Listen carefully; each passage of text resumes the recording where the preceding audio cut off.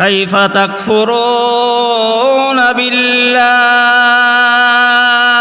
যারা আমার বিধান মতে চলো না, আমার আনুগত্য করো না, নাশুকরিয়া করো, নাফরমানি করো, কুফরি করো, তোমরা স্মরণ করো ওই দিনের কথা। তোমরা যে এখন দুনিয়াতে আসো, একদিন তো তোমরা দুনিয়াতে ছিলে না, নাস্তিক থেকে তোমাদেরকে হাস্ত করেছি। কাইফা তাকফুরুনা বিল্লাহ,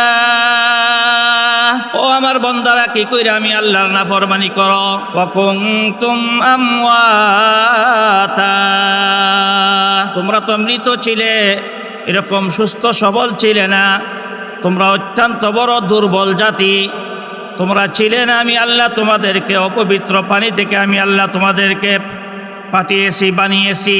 ওয়া কুনতুম আমওয়াতা, একথা তোমরা মনে করিও না চিরদিনের জন্য তোমরা দুনিয়াতে আসছো।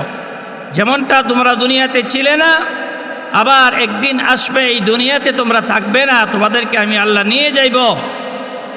এজন্য আমরা ছিলাম না, এখন আসি, একদিন এই দুনিয়াতে আমরা থাকব না। এরপরে আল্লাহ বলেন ফাআহইয়াকুম সুম্মা ইউমীতুকুম সুম্মা ইউহয়ীকুম সুম্মা ইলাইহি তুরজাউন। দুনিয়াতে কেউ কেউ বিশ্বাস করে মরণের পরে আর কোনো জগৎ নাই। আল্লাহ পাক রব্বুল আলামিন বলেন, মরণের পরে মানুষের জীবনের জিন্দিগি, পরকালের জিন্দিগি শুরু হবে আর শেষ হবে না। আবার আমাদের পুনরুজ্জীবন হবে, আমাদের জীবনের হিসাব দেওয়া লাগবে। আল্লাহ বলেন সুম্মা ইলাইহি তুরজাউন, আমি আল্লাহর কাছে তোমরা আসবে, তোমাদের গোটা জিন্দিগির তন্ন তন্ন করে তোমরা হিসাব দিবে আমি আল্লাহর কাছে, তোমরা দুনিয়াতে কিভাবে চলছ। এজন্য দুনিয়াটা হইল আমাদের কর্মস্থল, আর জগতের মানুষ হইল কর্মী। আর আমাদের কর্ম হইল আল্লাহ পাকের বন্দিগি করা। আল্লাহ পাক রব্বুল আলামিন পরীক্ষক, আমরা হইলাম পরীক্ষার্থী। আমাদের সাবজেক্ট হইল ইসলাম, আমাদের পরীক্ষার হল হইল দুনিয়া। বলেন সুবহানাল্লাহ। দুনিয়ার জিন্দিগি যখন আমাদের শেষ হয়ে যাবে, পরকালের জিন্দিগি যখন আরম্ভ হবে, তখন মানুষের দুনিয়ার প্রত্যেকটা কর্ম স্বচক্ষে দেখতে পাইবে। মানুষ দুনিয়ার জীবন শেষে আখিরাতের প্রথম মঞ্জিল কবর, এই কবরের মধ্যে যেই মানুষটা সবচেয়ে কম সময় কাটাইবে, আল্লাহ বলেন 40,000 বছর একটা মানুষকে কবরে থাকতে হবে। কবরের পরে আমাদেরকে হাসরের মাটি নিয়ে যাওয়া হবে, সেখানে 50,000 বছর আমাদেরকে অবস্থান করতে হবে। এজন্য সীমিত সময়ের ভিতরে কিয়ামতের অবস্থাটা আমি আপনাদের কাছে ব্যক্ত করব।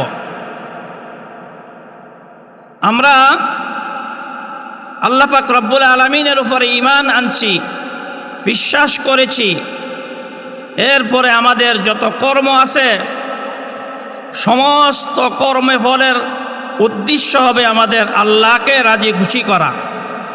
আর আল্লাহকে রাজি খুশি করার যত কর্মপন্থা আছে, সমস্ত কর্মপন্থা হইল বিশ্বনবী মুহাম্মদুর রাসূলুল্লাহ সাল্লাল্লাহু আলাইহি ওয়াসাল্লামের জিন্দেগিকে আমরা অনুসরণ করব। এজন্য প্রত্যেকটা কাজের উদ্দেশ্য হতে হবে আমরা আমাদের আল্লাহকে আমরা কিভাবে রাজি খুশি করতে পারি। এজন্য আমরা বলে থাকি বিসমিল্লাহির রহমানির রহিম, পরম করুণাময় আল্লাহর নামে আরম্ভ করিতেছি, যিনি মেহেরবান ও অতিশয় দয়ালু।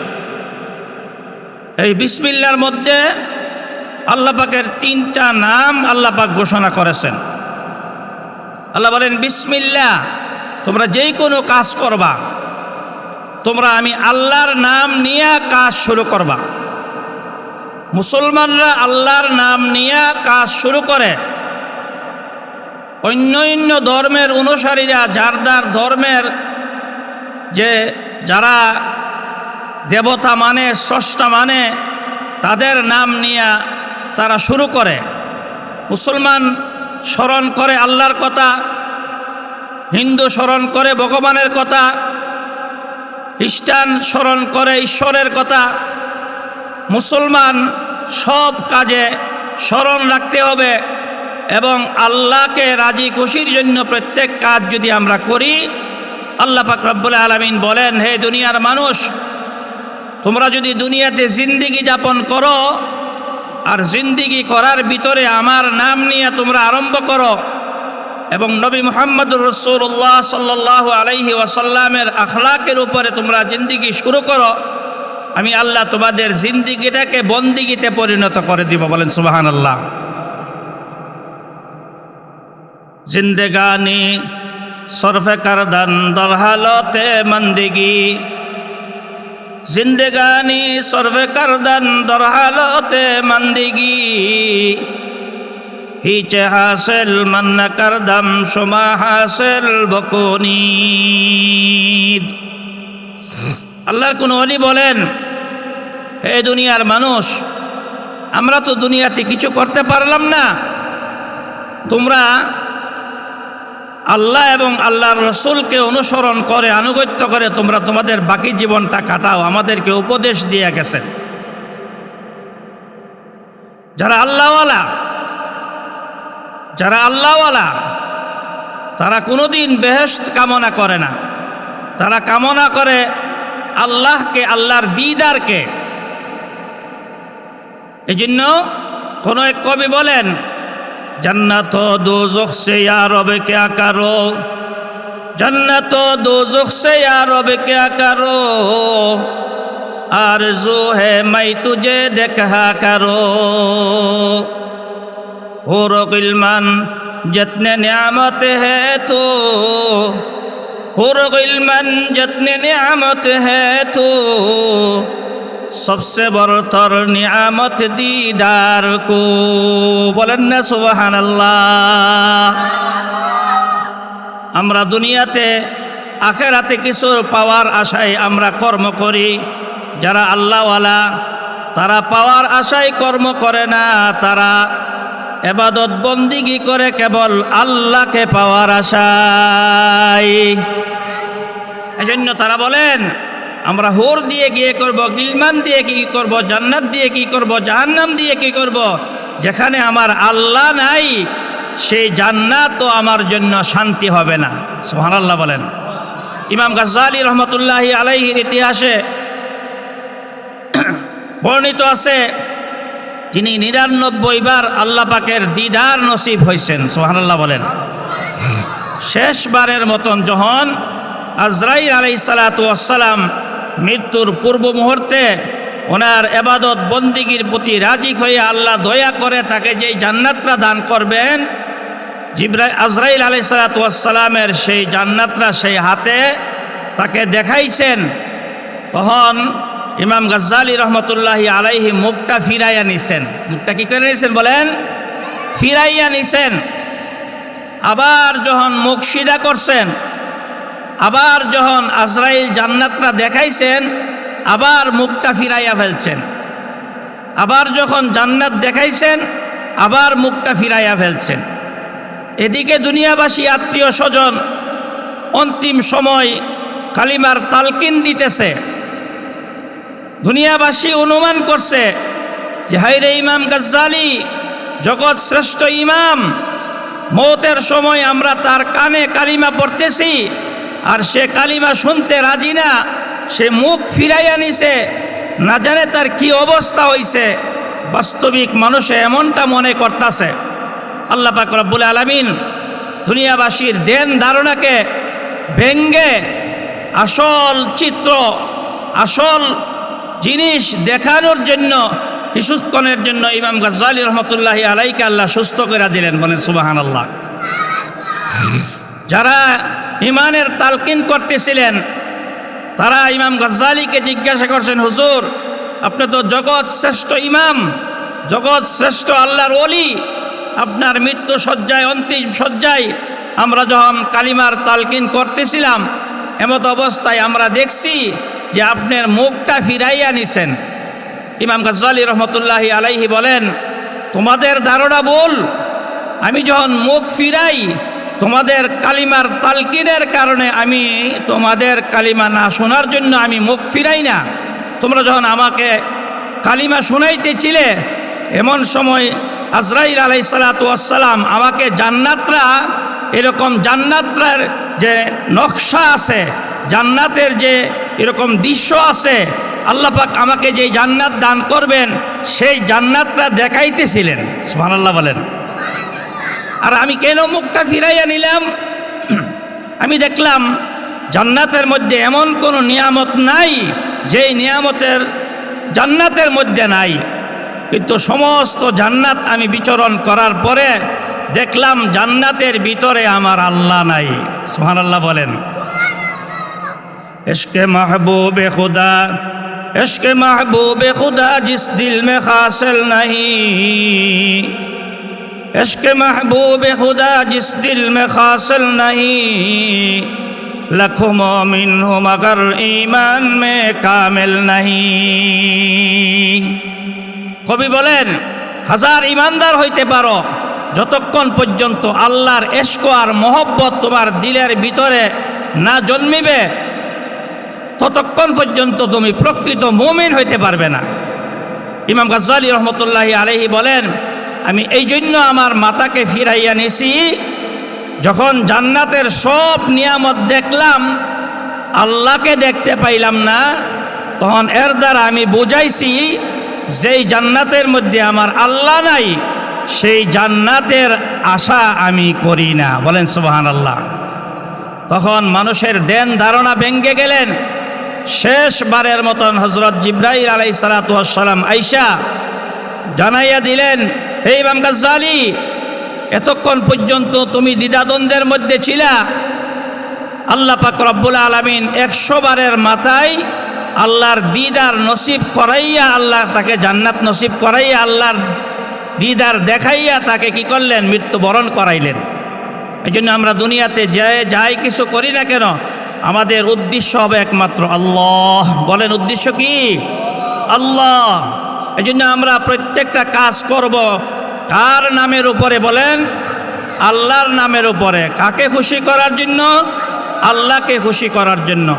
কিয়ামতের কথা বলতেছিলাম, কিয়ামত যখন শুরু হবে তখন কিয়ামতের অনেক বিভীষিকাময় দৃশ্য যখন মানুষ দেখতে পাইবে আফসোস করতে থাকবে, আফসোস করতে থাকবে।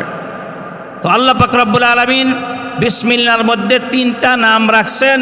প্রথম নাম দিয়ে আল্লাহ বলেছেন, বিসমিল্লাহ, হে জগৎবাসী তোমরা যেই কোনো কাজ করবা আমার নাম নিয়ে তোমরা শুরু করবা।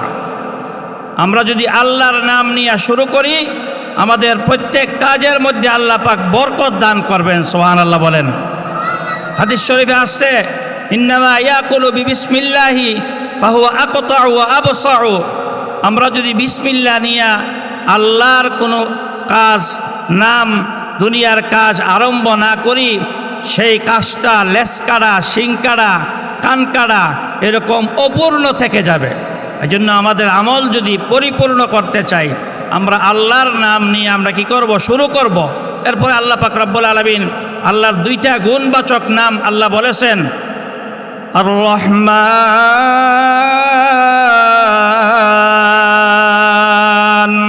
আর রহিম। একটা নাম হইল আল্লাহ পাকের রহমান, আর একটা নাম হইল আল্লাহ পাকের রহিম। আল্লাহ পাক রব্বুল আলামিন বলেন, দুনিয়ার জগৎবাসী জিন ইনসান সহ যত জাতি আছে, যত সৃষ্টি আছে, সমস্ত সৃষ্টি আমি আল্লাহর রহিম নামের বরকতে আমি আল্লাহ দুনিয়াকে টিকাইয়া রাখছি। বলেন সুবহানাল্লাহ। এই রহিম নামের 100 ভাগ করে 1 ভাগ গোটা জাতিকে আল্লাহ পাক রব্বুল আলামিন দান করেছেন। আর 99 ভাগ মায়া আল্লাহর কাছে রাখছেন। আমরা যদি আল্লাহর 99 ভাগ মায়া আল্লাহর কাছে না রাখতেন, তাইলে আমাদেরকে আল্লাহ পাক দুনিয়াতে না খাওয়াইয়া, না পড়াইয়া, না পান কইরা দুনিয়ার থেকে আমাদেরকে নিতেন। এই জন্য আমরা মনে করি যে আমরা আমাদের ইবাদতের বদৌলতে বেঁচে আছি, ধনের বদৌলতে বেঁচে আছি, বুদ্ধির বদৌলতে বেঁচে আছি, জ্ঞানের বদৌলতে বেঁচে আছি। এই সবগুলি হলো মিশামিশি। আমরা কেবল বেঁচে আছি আল্লাহর দয়ার কারণে। বলেন কিসের কারণে? আল্লাহর দয়ার কারণে। পরকালে আল্লাহ পাক রব্বুল আলামিন, পরকালের জন্য আল্লাহ একটা নাম আল্লাহ রাইখা দিছেন, রহিম, রহমান। আল্লাহ বলেন রহমান নামের সিফত দুনিয়াতে আমি আল্লাহ প্রয়োগ করব না। এই রহমান নামের যত গুণাগুণ আছে, সমস্ত গুণাগুণ আমি আল্লাহ ইমানদার মুসলমানের জন্য রাখছি। সুবহানাল্লাহ বলেন। এই জন্য কিয়ামতের অনেক দৃশ্য আছে, পরকাল আমাদের সামনে আছে। পরকালকে আমরা সামনে রাইখা কবরে আমরা কিভাবে শান্তিতে থাকব, হাসরে কিভাবে আমরা শান্তিতে থাকব, মিজানে কিভাবে আমরা শান্তিতে থাকব, আমাদের আমল নামা কিভাবে ডাইন হাতে উঠবে, সেই চিন্তা চেতনা নিয়ে যদি আমরা দুনিয়াতে জীবনযাপন করি, আল্লাহ পাক রব্বুল আলামিন আমাদেরকে বিনা হিসাবে জান্নাতের ফয়সালা করবেন। আমরা আল্লাহ পাক রব্বুল আলামিনের দয়াতে দুনিয়াতে বেঁচে থাকতে চাই। আল্লাহ পাক রব্বুল আলামিনের দয়াতে কবরে, হাসরে, মিজানে, ফুলসেরাতে, এমনকি বিনা হিসাবে আমরা জান্নাতে যেতে চাই। আল্লাহ তুমি আমাদের প্রতি দয়া করো, তোমার হুকুম, তোমার হাবিবের তরিকা মতে আমাদের সবাইকে চলার তৌফিক দান করো। ওমা আলাইনা ইল্লাল বালাগ। আসসালামু আলাইকুম ওয়া রাহমাতুল্লাহি ওয়া বারাকাতুহু।